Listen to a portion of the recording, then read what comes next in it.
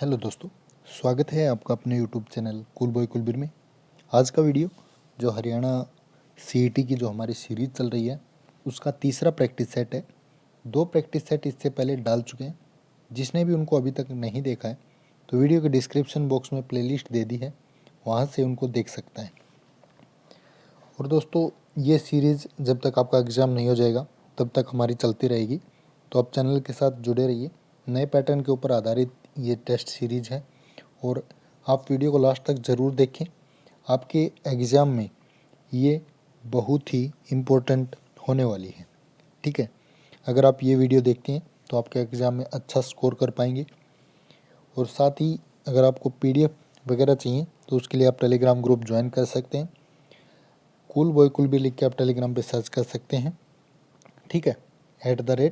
@Cool boy Kulbir लिख के Telegram पे सर्च कर दीजिए और वहाँ से चैनल को ज्वाइन कर लीजिए, ठीक है। कोई इश्यू है तो व्हाट्सएप आप हमें कर सकते हैं। तो ज़्यादा समय आपका ख़राब नहीं करेंगे, शुरू करते हैं आज का प्रैक्टिस पेपर 3, ठीक है।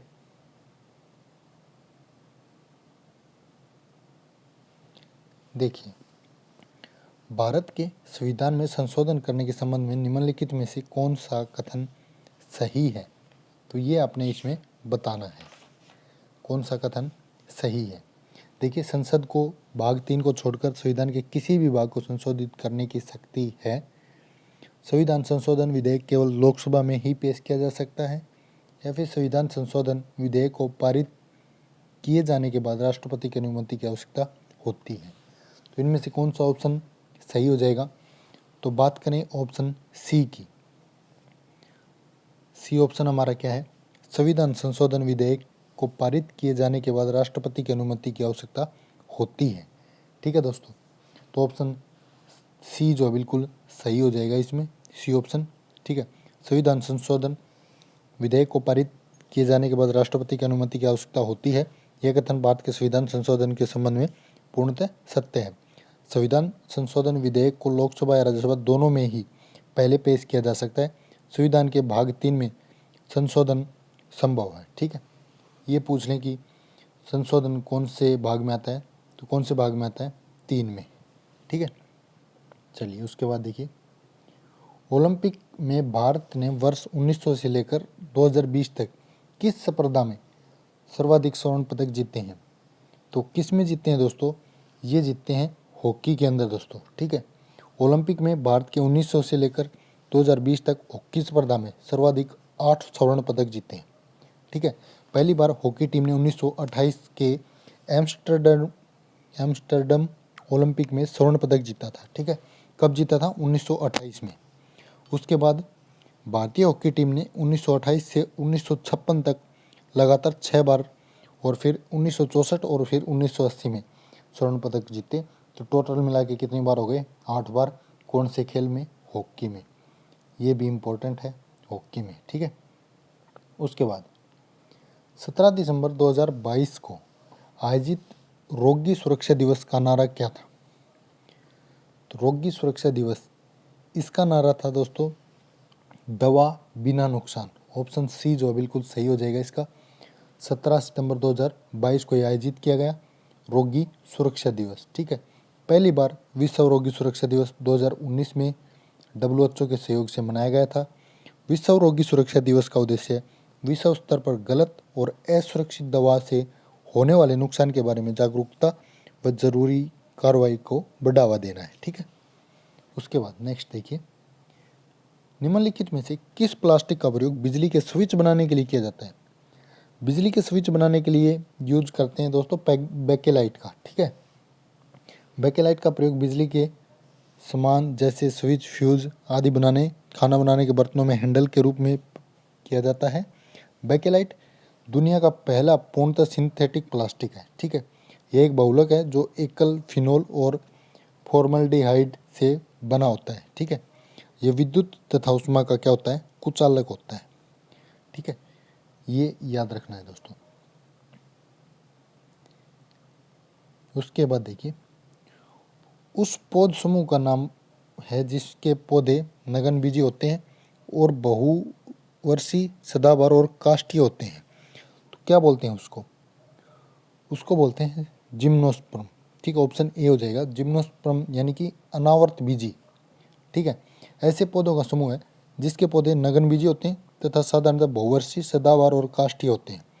यह आवर्त बीजी पादपों के बिल्कुल विपरीत होते हैं जिन पर फूल आते हैं तथा बीज अक्सर फलों के अंदर सुरक्षित होकर पनपते हैं। बीज जो होते हैं वो फलों के अंदर ही पकते हैं। ठीक है, उसके बाद कंप्यूटर का क्वेश्चन है। कंप्यूटर भी आपका आने वाला है 10 नंबर का, तो उसके क्वेश्चन भी आज ऐड किए हैं। तो आप इन वीडियो को लास्ट तक जरूर देखिए, आपके एग्जाम के लिए काफ़ी इंपॉर्टेंट ये वीडियो है। और सभी दोस्तों के साथ भी शेयर करें और चैनल को भी सब्सक्राइब करवाइए। ठीक है, निम्नलिखित में से कौन सा सही क्रम है? तो इनमें से जो सही क्रम है सबसे पहले कौन सा होगा, इनके हिसाब से देखना है। इनके हिसाब से जो ऑप्शन थर्ड आपका हेक्साबाइट, पिट्टाबाइट, टेराबाइट, गीगाबाइट, सही क्रम यानी उतरते क्रम में, अवरोही क्रम में सबसे पहले अगर बात करें तो क्या होएगा? यहाँ पे देखिए जीबी इस साइड आ रहे हैं, तो फिर टीबी, गीगाबाइट, टेराबाइट, फिर पीबी, पिट्टाबाइट और फिर हो जाएगा एक्जाबाइट। ठीक है, एक्सबी। ठीक है, तो ये होती है क्रम इनकी। तो इन्होंने अवरोही क्रम में दे रखे हैं ये, तो कौन सा ऑप्शन हो जाएगा? थर्ड ऑप्शन हो जाएगा। उसके बाद है गूगल, बिंग तथा याहू, इनमें से किसके उदाहरण हैं? तो ये तीनों के तीनों जो हैं, देखिए गूगल, बिंग और याहू एक सर्च इंजन है दोस्तों। ठीक है, जैसे गूगल है एक सर्च इंजन, आपको काफ़ी ये तो पब्लिकली है ही सर्च इंजन, गूगल का तो सभी को पता होगा। बिंग भी है और ऐसे ही है याहू भी। ठीक है, सर्च इंजन वह एप्लीकेशन है जो विश्वव्यापी नेटवर्क पर संग्रहित सूचनाओं से वांछित सूचना को वेब पेज, इमेजेस तथा अन्य प्रकार की फाइलों के रूप में उपलब्ध कराते हैं। कुछ वेब सर्च इंजन डेटाबेस तथा खुली डायरेक्टरी में उपलब्ध आंकड़े भी प्रस्तुत करते हैं। ठीक है, उसके बाद निम्नलिखित में से कौन सा कथन यूनिफॉर्म रिसोर्स आइडेंटिफायर के बारे में सही है? यूनिफॉर्म रिसोर्स आइडेंटिफायर ये नियमों का एक समूह है जिसके द्वारा वेब पर आपस में जुड़े हुए वेब पेजों को प्राप्त किया जा सकता है। यह वेब पर उपलब्ध प्रत्येक संसाधन के लिए एक यूनिक अद्वितीय एड्रेस अथवा पथ है। यह नेटवर्क अडेप्टर से जुड़ी एक यूनिक वैल्यू है। यह एक यूनिक एड्रेस है जिसके द्वारा नेटवर्क के प्रत्येक नोड को अन्य तरीकों से पहचाना जा सकता है। तो इनमें से कौन सा ऑप्शन सही हो जाएगा? ऑप्शन बी देखिए, ऑप्शन बी इसका बिल्कुल सही हो जाएगा। यह वेब पर उपलब्ध प्रत्येक संसाधन के लिए एक यूनिक एड्रेस अथवा पद है। ठीक है, पद। यहाँ पे बात करें यूनिफॉर्म रिसोर्स आइडेंटिफायर, URI इसको बोलते हैं। ठीक है, वेब पेज पर उपलब्ध प्रत्येक संसाधन के लिए एक यूनिक एड्रेस अथवा पथ है। यूनिफॉर्म रिसोर्स लोकेटर, URL को बोलते हैं यूनिफॉर्म रिसोर्स लोकेटर, एक विशेष प्रकार का यूनिफॉर्म रिसोर्स आइडेंटिफायर है। ठीक है, उसके बाद चलिए नेक्स्ट। निम्नलिखित में से हरियाणा के किस व्यक्तित्व को खेल के क्षेत्र में 2020 का पद्म श्री सम्मान प्राप्त किया गया है? ये क्वेश्चन पहले वाले सेट में भी आया था, दूसरे सेट में भी आया था कि किससे संबंधित हैं ये, और अब फिर आ गया है ये। तो कौन सा ऑप्शन हो जाएगा? सेकंड ऑप्शन हो जाएगा सुमित अंतिल, इनको पद्म श्री मिला है। हरियाणा के पैरालंपिक एथलीट व भाला फेंक खिलाड़ी सुमित अंतिल को खेल के क्षेत्र में 2022 का पद्म श्री सम्मान प्रदान किया गया। सुमित अंतिल ने 2020 के ग्रीष्म पैरालंपिक में भाला फेंक में स्वर्ण पदक जीता था। ठीक है, उसके बाद नेक्स्ट देखिए, साई राष्ट्रीय बॉक्सिंग अकादमी जो कि रोहतक है, इसका शुभारंभ किस वर्ष हुआ? तो इसका हुआ था दोस्तों 2017 के अंदर। ठीक है, साई राष्ट्रीय बॉक्सिंग अकादमी जो उसका 2017 में हुआ था। इस राष्ट्रीय बॉक्सिंग अकादमी को अंतर्राष्ट्रीय बॉक्सिंग अकादमी का दर्जा भी मिल गया है, अंतर्राष्ट्रीय बॉक्सिंग अकादमी। ठीक है, 2017 में ये बनी थी। खिलाड़ी सीमा पुनिया अंतिल हरियाणा के किस गांव से संबंध रखती हैं? तो ये कौन से गांव से हैं? खेवड़ा गांव से हैं दोस्तों। भारतीय महिला डिस्क थ्रोअर सीमा पुनिया अंतिल हरियाणा के सोनीपत जिले के खेवड़ा गांव में रहती हैं। वह वर्ष 2018 के कॉमनवेल्थ खेल तथा एशियाई खेलों में अपना प्रदर्शन कर चुकी हैं।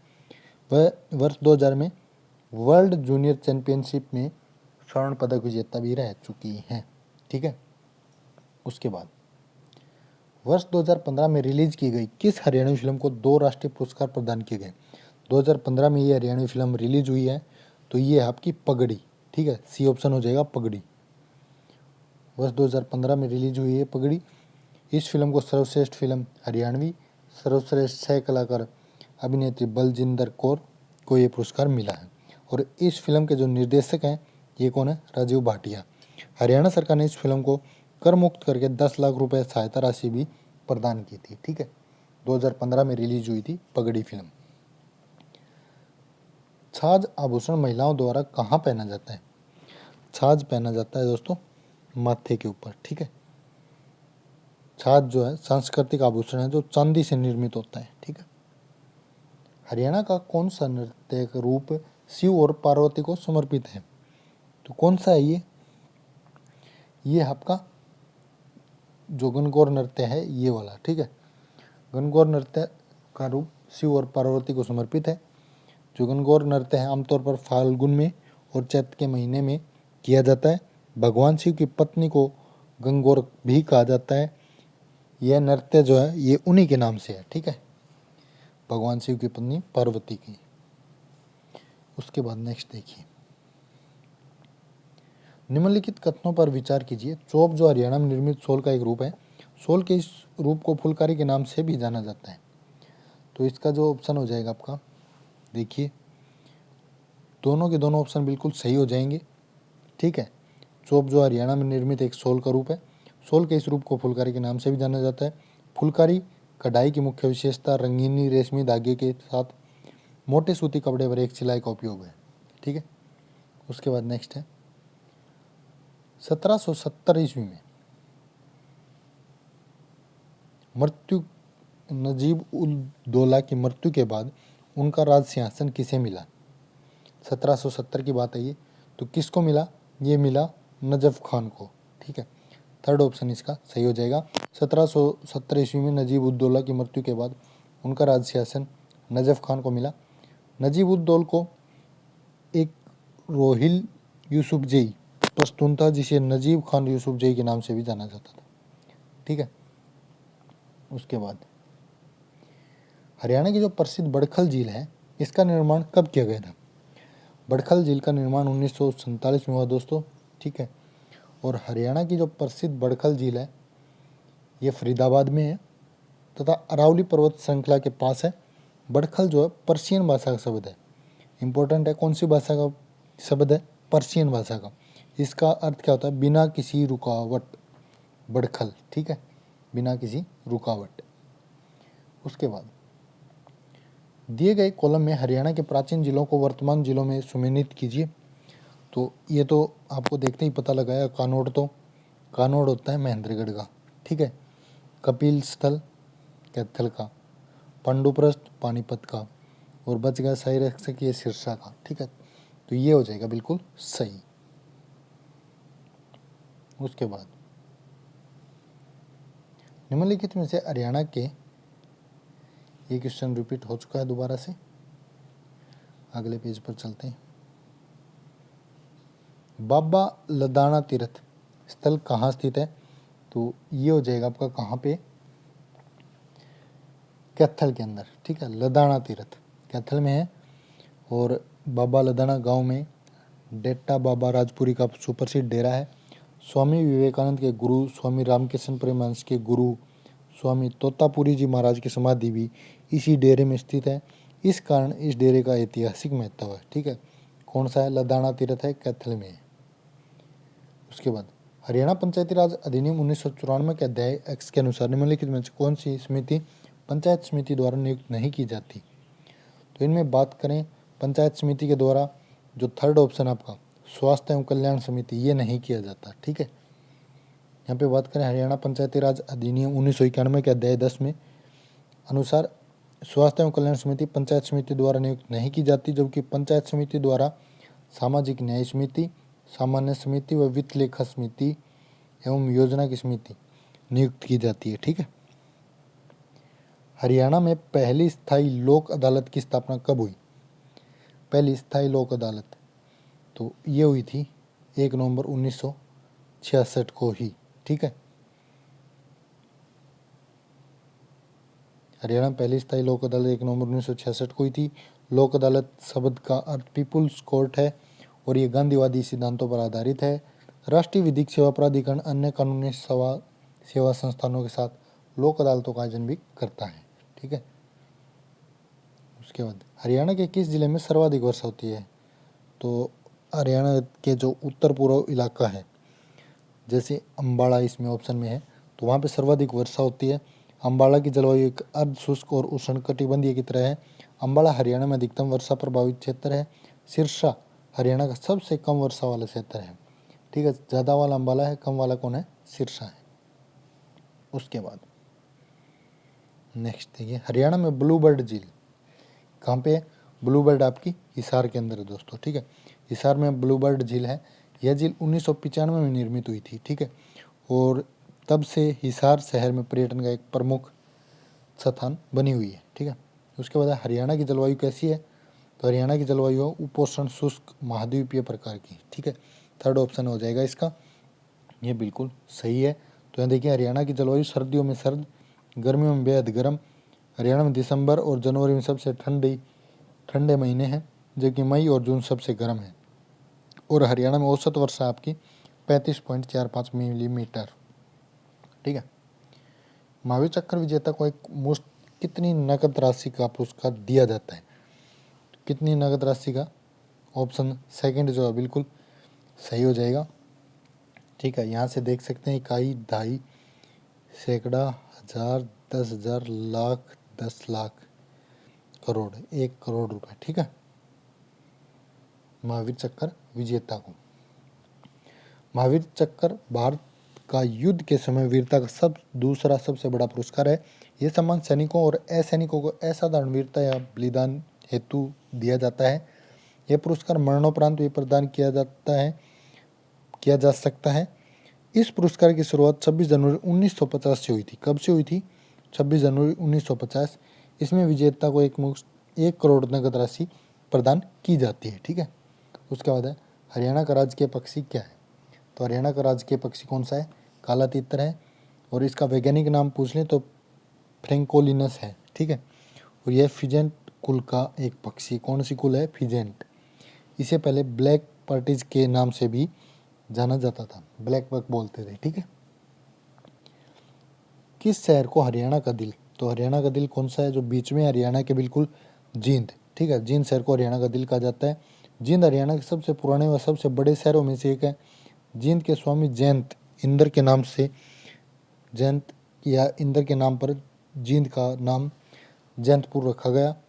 महाभारत युद्ध से पहले पांडवों ने पूजा की थी यहाँ पे। ठीक है। उसके बाद है हरियाणा राज्य बजट के वित्तीय वर्ष 2022-23 में कुल बजट का कितना प्रतिशत शिक्षा के क्षेत्र में व्यय? हमने पहले प्रैक्टिस सेट में बताया था आपको। तो शिक्षा के क्षेत्र में कुल व्यय जो है वो आपका कितना है? 14.2। 14.2 ऑप्शन इसका बिल्कुल सही हो जाएगा। ठीक है। और बात करें 2022-23 का हरियाणा सरकार का बजट, तो ये था 77,256 करोड़ रुपए का। पूछ सकते हैं अब एग्जाम में, क्योंकि जो टॉपिक हैं वो ऐड किए गए हैं बजट वाले। तो 77,256 करोड़ रुपए का बजट जो है ये अब की बार पेश किया गया। इसमें 14.2% क्या है? शिक्षा का। उसके बाद नेक्स्ट देखिए, हरियाणा में विद्युत उपभोक्ताओं की कुल संख्या वर्ष 2021 और 23 तक कितनी है? विद्युत उपभोक्ताओं की तो कितनी है दोस्तों? ये आपकी ऑप्शन 3। ठीक है। वर्ष 2021 से 23 तक हरियाणा में विद्युत उपभोक्ताओं की कुल संख्या है आपकी 7,21,07,283। हरियाणा विद्युत उत्पादन लिमिटेड हरियाणा सरकार की विद्युत उत्पादक कंपनी है और वर्तमान में इसके 6 पावर स्टेशन हैं। परियोजनाएं पानीपत, यमुनानगर और हिसार और झज्जर जिलों में स्थित हैं। उसके बाद है हरियाणा आर्थिक सर्वेक्षण वर्ष 2021-22 के अनुसार हरियाणा में कुल कितने जिला स्तरीय कोषागार हैं। पहले वीडियो में हमने बता दिया था। ये क्वेश्चन अब के बार पूछे जाएंगे क्योंकि अब के बार तो स्पेशल टॉपिक जोड़े गए हैं। तो कितने हैं? 23। उसके बाद म्हारा गांव जगमग गांव योजना के अंतर्गत जनवरी 2022 तक कितने गांवों को जोड़ा गया है? तो कितने गांवों को जोड़ा गया है दोस्तों? ये जोड़ा गया है 5569। सेकंड ऑप्शन हो जाएगा इसका, ठीक है। म्हारा गांव जगमग गांव योजना के अंतर्गत जनवरी 2022 तक 5569 गाँव को जोड़ा गया है। म्हारा गांव जगमग गांव योजना 1 जुलाई 2015 को शुरू हुई। सभी गांवों की बिजली की निर्बाध आपूर्ति करने हेतु शुरू की गई। इसे हरियाणा कुरुक्षेत्र जिले के दयालपुर गांव से शुरू किया गया। कहाँ से किया गया शुरू? कुरुक्षेत्र जिले के दयालपुर गांव से, ठीक है। उसके बाद लास्ट क्वेश्चन है हरियाणा में राष्ट्रीय मधुमक्खी पालन एवं शहद मिशन NBHM बोलते हैं इसको। इस योजना की शुरुआत किस वर्ष में हुई? तो इसकी शुरुआत हुई 2020 के अंदर दोस्तों, ठीक है। हरियाणा में राष्ट्रीय मधुमक्खी पालन एवं शहद मिशन योजना की शुरुआत 2020 में हुई। किसानों की आय को बढ़ाने के उद्देश्य से सरकार द्वारा इस योजना की शुरुआत की गई। भारत सरकार ने शहद के मामले में भारत की स्थिति को सुधारने और मधुमक्खी पालन उद्योग को बढ़ाने के लिए मधुमक्खी पालन और शहद मिशन की स्थापना की थी। इस योजना को राष्ट्रीय मधुमक्खी बोर्ड NBB के माध्यम से लागू किया गया, ठीक है दोस्तों। तो ये था आज का वीडियो। कैसा लगा कमेंट करके ज़रूर बताइए। वीडियो को ज़्यादा से ज़्यादा शेयर कीजिए और चैनल को सब्सक्राइब नहीं किया तो जल्दी से कर लीजिए। आने वाले समय में और अच्छे वीडियो आपके लिए लेकर आने वाले हैं, तो चैनल के साथ बने रहें। आपका इस वीडियो को यहाँ तक देखने के लिए धन्यवाद।